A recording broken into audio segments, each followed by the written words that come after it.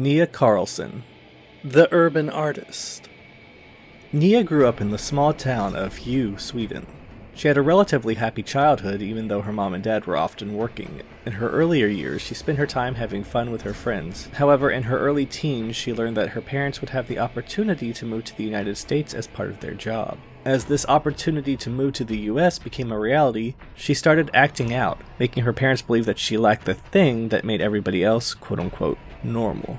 Her oblivious parents didn't really pick up on this as a reaction to the move, and thus Nia was forced to leave her friends and old life behind.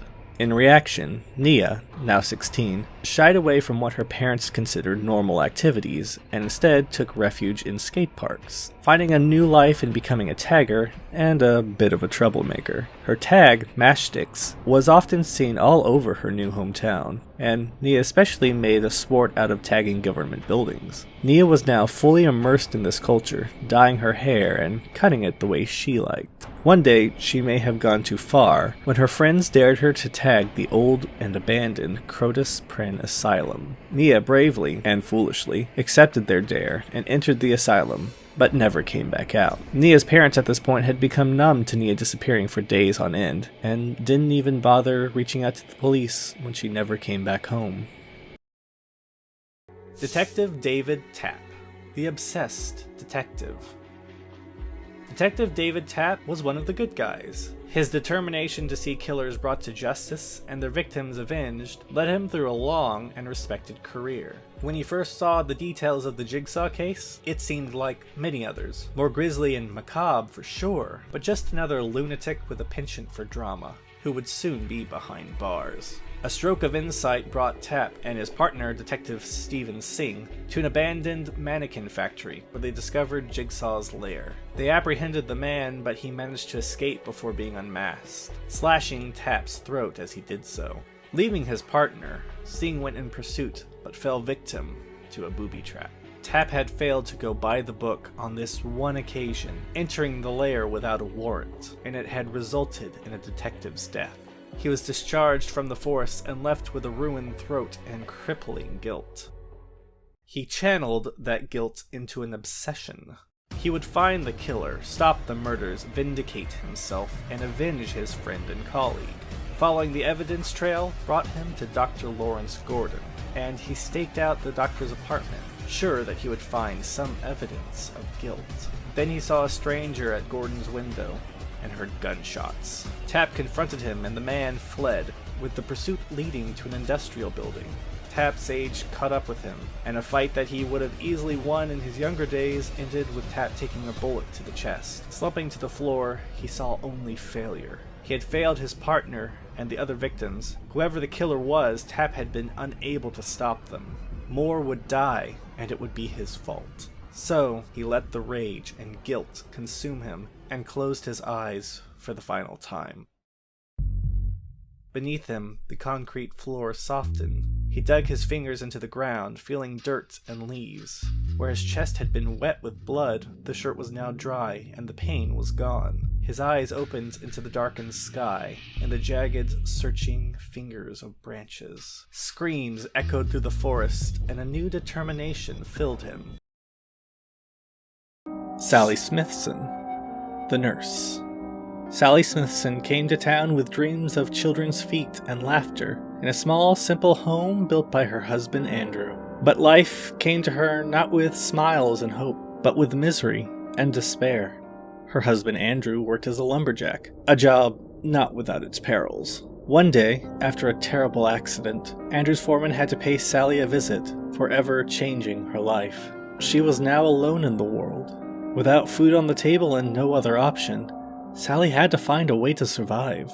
But the only employment she could get was the Crotus Pren Asylum, a place where nobody sought employment, unless they were in dire need and had no other place to turn, just like Sally. Without an education, she started at the bottom, doing the long, hard night shift. Sally was not alone at the asylum, but one could hardly say that these associates of Sally's were her friends. Sally found herself poorly treated by fellow nurse Morris, the priest who ran a small chapel on the grounds, Father Campbell, orderly of the premise, Harvey Kavanagh, and the man who both physically and verbally assaulted her on a regular basis, Crotus Pren Asylum's warden, Patrick Spencer. Over the years, her mind had reached its limits. 2 decades of seeing horrid things that violate the eyes and erode the senses. Memories that replayed in her nightmares night after night. Being abused verbally and physically by people who cared nothing for her. Finally, she could not take it anymore, and delusions and concepts of purification emerged inside her. She saw what was necessary, and would not hesitate. When the morning staff arrived one day in September, they found over 50 dead patients, lifeless in their bed, along with Sally's 4 staff members. Sally was found having survived the night, but her mind was gone as she sat rocking back and forth non-stop. Exactly what happened that night is known only by her, but it seems that some of them had been strangled to death as their necks were noticeably bruised. The paramedics got her into an ambulance, however, it never reached the hospital. It was found crashed in the nearby wood, all staff members dead, and Sally nowhere to be found. Amanda Young, the Pig. When John Kramer, better known as Jigsaw, had planned for his son to be born during the Chinese Zodiac's Year of the Pig, he wanted there to be a celebration, one where the pig was used to represent fertility and rebirth. A new beginning for him and his wife. But that plan was shattered on the night that a junkie broke into his wife's clinic, hoping to score, and tragedy was a result. After this event resulted in the death of his unborn son, John finally caught up with the junkie, making him his first test subject. And thus, the pig was changed forever. It became a representation of the disease that was rotting John from the inside, and reminder that we are all just meat, unless we elevate ourselves by our actions. He only saw one way to do this, by grasping life from the jaws of death. The pig became a vessel, an agent of Jigsaw, conveying the subjects to their tests. For some who emerged victorious, the pig could still be a rebirth into their new lives as apprentices, even disciples of Jigsaw. That was the case for Amanda Young, a troubled soul whose life has been a catalogue of harm, both to herself and to those around her. That changed when she faced and bested Jigsaw's test. Deciding her life was worth something, she became devoted to Jigsaw's cause, ready to take over when his cancer consumed him.